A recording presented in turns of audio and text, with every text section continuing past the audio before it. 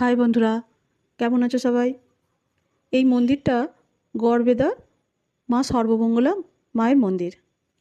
আমরা যখন গনগনিতে গিয়েছিলাম তখন আগে থেকেই এই মন্দিরের কথা শুনেছিলাম, তো ইচ্ছা ছিল এই মন্দিরটা দেখতে যাবার, খুবই আগ্রহ ছিল এই মন্দিরটা দেখার জন্য। তো আমরা জানতাম না যে বেলা 12টায় মায়ের মন্দির বন্ধ হয়ে যায়, আবার বিকেল 6টায় খোলে। তো তাহলে আমরা কী করতাম, এখানেই প্রথমে যেতাম, মায়ের দর্শন হতো, মন্দির দেখা হতো, আবার এখানে মায়ের ভোগও খাওয়ানো হয় প্রতিদিন। এখানে মায়ের ভোগে মাছ রান্না হয়, মাছটা না ভেজে শুধু মশলায় ফুটিয়ে রান্না করা হয়, ওটাই মায়ের ভোগ, আর ওটাই সব ভক্তদের খাওয়ানো হয়। সঙ্গে আরও কিছু থাকে, তো ভালোই হতো। তো কিন্তু আমরা জানতাম না, তাই ভোগ খাওয়া হলো না। আমরা আগে গনগনিতে গিয়ে ঘুরে বেরিয়ে তারপর হোটেলে খেয়ে দিয়ে তারপর এখানে যাওয়ার জন্য রেডি হচ্ছি। তখন আমাদের হোটেলে যে খেলাম, যে হোটেলে, তারা বললো যে ওখানে নাকি যেতে গেলে আমাদের গাড়ি যাবে না, ঢুকবে না। তো আমাদেরকে ওখানকার ছোটো টোটো করে যেতে হবে, আর এখন মন্দির বন্ধ, 6টার আগে খুলবে না। তো শুনে তো মনটা খুবই খারাপ হয়ে গেল, যে এত দূর থেকে এসেছি, মায়ের মন্দির দেখার খুব ইচ্ছা ছিল। তো বললেন যে মন্দির দেখতে পাবেন কিন্তু মায়ের মূর্তি দেখতে পাবেন না, কারণ মায়ের মূর্তি যেখানে সেখানে দরজা বন্ধ, মন্দিরটা দেখতে পাবেন। তো আমরা ভাবলাম ভালোই, মায়ের মূর্তি দেখা ভাগ্যে নেই, তো মায়ের মন্দিরটাই দেখে যাব।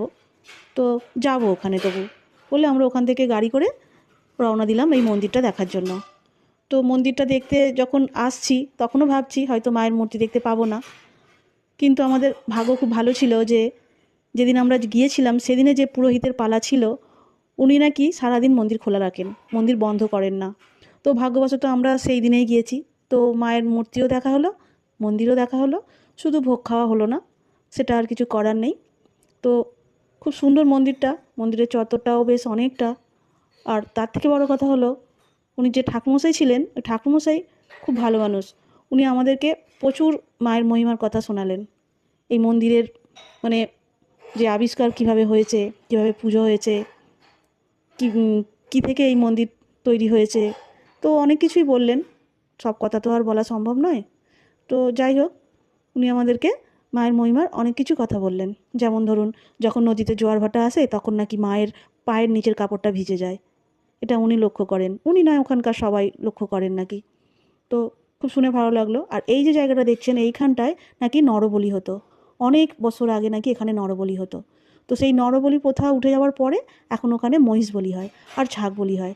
ছাগ বলি নাকি অগুন্তি হয়, প্রচুর হয়, সারা বছরই নাকি ছাগ বলি হয় এখানে। মানে মানুষের মানত টানত থাকে, পুজো টুজো দেয়, ছাগ বলিও হয় এখানে। আর এখানে যে মায়ের মূর্তিটা আছে সেটা একটু অন্যরকম। সাধারণ যেমন আমাদের এখানের মায়ের মূর্তি হয় ওই রকম নয়, একটু আলাদা। তো ছবি তোলা বারণ ছিল, সেজন্য মায়ের ছবি তোলা হয়নি। আর মায়ের মূর্তিটা প্রত্যেক বছর দুর্গাপুজোর সময় নতুন করে তৈরি হয়। ওটা নাকি মোম আর পাড়া দিয়ে তৈরি হয়। প্রত্যেক বছর দুর্গাপুজোতেই নবমীতেই ওই মহিষ বলি আর ছাগ বলি হয়। আর দুর্গাপুজোর ওই অষ্টমীর যে সন্ধি পুজো হয়, ওই সন্ধি পুজোতে দুটো দ্বীপ নাকি পাশাপাশি জ্বালা হয়, একটু দূরত্ব রেখে। একটু ওপরে গিয়ে ওই দুটো দ্বীপের শিখা এক হয়ে যায়, এটা একটা মায়ের মহিমা উনি বললেন। আর মায়ের মূর্তিটা ঠিক যে কীরকম বলে বোঝানো যাবে না, ছবি দেখেও ঠিক বুঝতে পারা যাবে না, সামনাসামনি দেখলে অনেকটা তফাৎ বোঝা যাবে। মায়ের দুটো চোখ দু রকমের আছে, একটা চোখ নাকি অসুর দমনী আর একটা চোখ কল্যাণময়ী। ঠাকুরমশাই যেটা আমাদেরকে বললেন, তো আমরাও ভালো করে দেখলাম, সত্যি একটু অবাক লাগলো যখন মায়ের চোখ দুটো ভালো করে দেখলাম।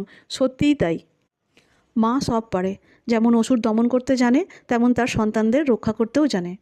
ওনাদের একটা ওয়েবসাইট আছে masarvamongala.com, আমি ওখান থেকে একটা ছবি ডাউনলোড করে দিলাম। সাঁতরাগাছি থেকে ট্রেন যায়, গড়বেতা স্টেশনে নামতে হয়, টোটো করে মন্দির যাওয়া যায়। জয় মা সর্বমঙ্গলা।